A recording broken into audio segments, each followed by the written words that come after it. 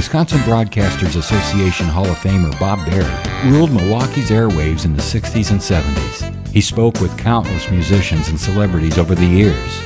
Bob collected remarkable recordings of these encounters, which he's now sharing with the public. Here's Bob. The Turtles have appeared in Wisconsin many times, including their favorite venue, Summerfest. Mark Vollman of the group says they turned down a song that became a hit, but with Happy Together, there was a better outcome. Also interesting how the British affected their group name.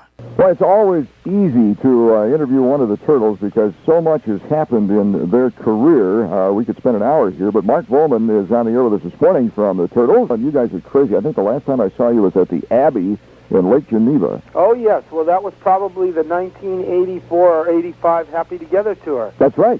That's right. And the Milwaukee Summerfest has always been one of our favorite summer shows to do. In fact, it played a major role in the Turtles actually coming back on the touring circuit around, I believe we did the 1981 Summerfest, or 82, and there were some agents there from the William Morris agency that happened to see our show and felt that we were ready for a resurgence of sorts. The Summerfest was one of the, I think, first or second shows we did back on the touring circuit, and got such a response at the show that they felt that putting the band back on the road was about the right time. Was it a tough time getting the name the Turtles back? Oh, absolutely. The Turtles' name went underwater in 1970 in litigation and was tied up for nearly four years, up until about 1974. And that was one of the reasons Howard and I took on the names Flo and Eddie when we went to work with Frank Zappa's Mothers of Invention in 1970. Mm-hmm. Litigation prohibited us from using the names, our real names, Mark Vollman and Howard Kalin, and it also prohibited us from using the names The Turtles until it was settled in court in 1974. So many great hits. It Ain't Me, Babe, Happy Together, You, Baby. There was one that you turned down, and I wonder how many people know this, The Eve of Destruction.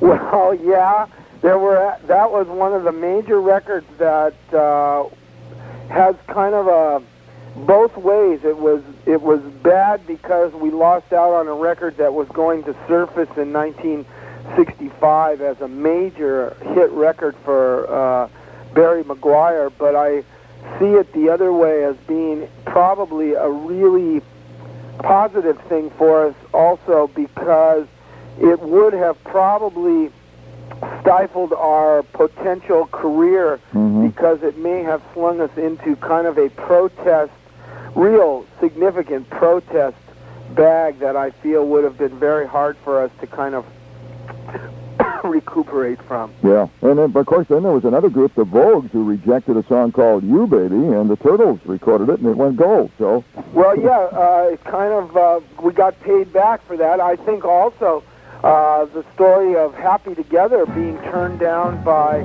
I believe, 3 or 4 bands before we actually had the demo sent to us, by a couple of fellas we had worked with in New York City named Gary Bonner and Alan Gordon, who have since become very good friends of ours. They wrote the songs for themselves, a band that they had called The Magicians, and The Magicians was not really going anywhere, and then it got turned down by Jay and the Americans, The Happenings, I believe a couple other bands before the Turtles actually got it. Who came up with the name The Turtles, and where did it come from? At the time, we thought it was kind of a silly name, but we were being managed by a disc jockey in Los Angeles by the name of Reb Foster, who owned a nightclub called Reb Foster's Revel Air Club, and we were the house band at the Revel Air Club, and we were going into the studio to record the first of 3 songs that were going to be released on a brand new label in the United States, and Reb felt that a name change on a new label was in order, and Reb, being a disc jockey, pointed out the possibility that by calling ourselves the Turtles in 1965, we were probably creating an illusion that we were from England. much to the truth of the matter was that if you were from England in the 60s, you were almost guaranteed immediate airplay on the radio. That's right. And I thought you guys were from across the pond, too. Well, you'd have to consider that was probably played a big part in our early airplay, and then after that, we had to really go to work. A lot of people don't know the story behind Eleanor. Why don't you tell us, Mark? Eleanor basically fortunately, it became a hit record, but it was basically written as a parody of the band, the Turtles. When you take lyrics like Eleanor, gee, I think you're swell, you're my pride and joy, etc., even though your folks hate me, I mean, everything about it. Every cliche in the book. It had every cliche we could write. In fact, the lyrics, pride and joy, etc., were basically changed. The record label felt the original words we had written, which were, you're fab and dear, etc., and they just felt that was just that was it. That had gone a little bit over the line, and they made us change it to Pride and Joy, which at the time was kind of a big hit for an artist named Marvin Gaye. And the line was a bit more American in terms of parody than Fab and Gear would have been, which at the time was a big... that was kind of what the Beatles used in their... That's right. Yeah. In a lot of their press, you saw that a lot, how Fab and Gear they were. And so we were really lucky with that record. I mean, I don't think any of us, when it was put on this album, actually thought it would become as big a hit as it did become. And it became actually a bigger hit for us all over the world. Did any of you know an Eleanor, or is that... No. Just fit the song, it just really fit the way the music was written. It was really written so simply.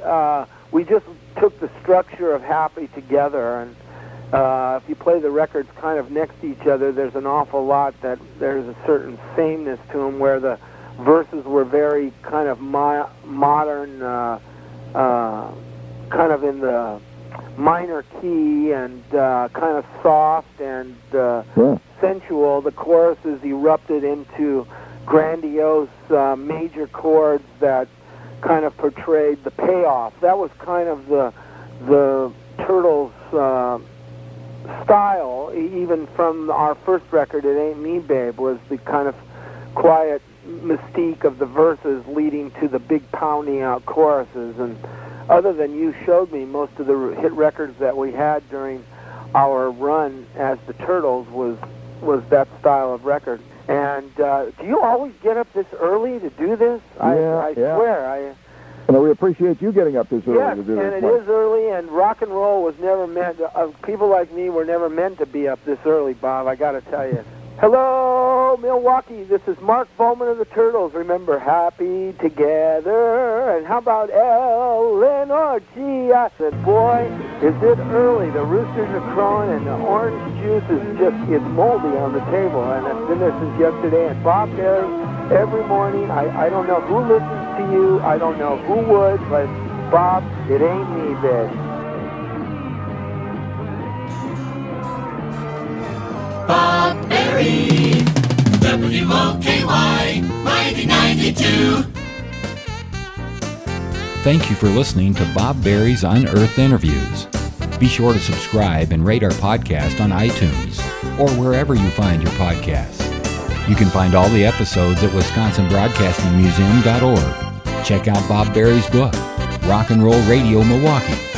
Book sale proceeds support Angels Kids Fund and Donate Life Wisconsin. The preceding program was made possible by a generous contribution from Terry Vaughn.